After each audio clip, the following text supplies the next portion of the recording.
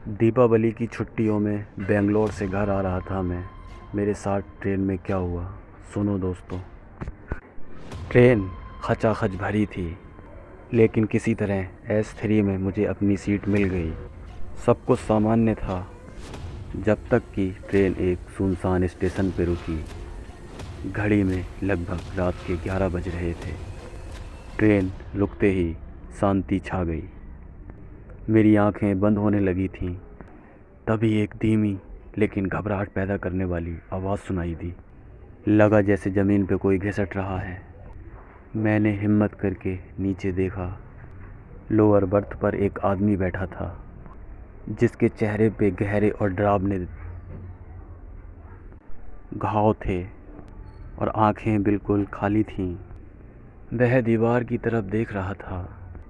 उसके आसपास कोई सामान नहीं था और ना ही कोई टिकट चेकर उसे कभी देखने आया। फिर मैंने ध्यान दिया कि उस आदमी के पास वाले बर्थ पर एक परिवार सो रहा था, लेकिन वो लोग उसे देखकर ज़रा से भी परेशान नहीं लग रहे थे, जैसे वो आदमी वहाँ हो ही ना। अचानक ट्रेन ने एक ज़ोरदार झटका लिया। उसकी खाली आंखें मेरी तरफ घूम गईं। उस बेजान चेहरे पर एक भयानक खौफनाक मुस्कान आई। मुझे लगा मेरा दिल काम करना बंद कर देगा। मैंने तेज़ी से अपना चेहरा कंबल से ढक लिया और आंखें कसकर बंद कर लीं। मैं मन ही मन ऊपर वाले से दुआ करने लगा। कुछ देर बाद मुझे लगा मेरी बर्थ पर कोई आ रहा है। सांसें मेरी अटक गईं, लेकिन मैंने हिलने की कोशिश नहीं की दोस्तों। फिर एक धीमी फुसफुसाहट सुनाई दी। मैं झुककर मेरे कान के पास कह रहा हो, नागपुर अभी दूर है। सुबह जब मैं उठा तो ट्रेन नागपुर पहुंचने वाली थी।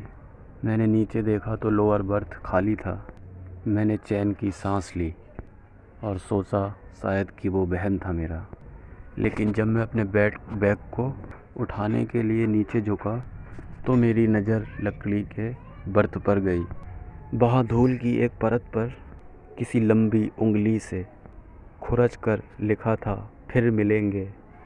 वो निशान किसी आम इंसान का नहीं हो सकता दोस्तों। उस पल मुझे यकीन हो गया कि रात को जो कुछ भी मेरे साथ हुआ वो एक बुरा सपना नहीं था। मैं उस डिब्बे से जितनी जल्दी हो सका उतनी जल्दी बाहर निकल गया। उस डरावनी रात की याद मुझे आज भी डरा के रख देती है, मेरा दिल दहला देती है। वो आखिर हुआ क्या था मेरे साथ। जब याद करता हूँ तो मेरे रोंगटे खड़े हो जाते हैं। दोस्तों, मेरी कहानी अगर आपको पसंद आई हो तो प्लीज़ लाइक एंड सब्सक्राइब ज़रूर कर लेना।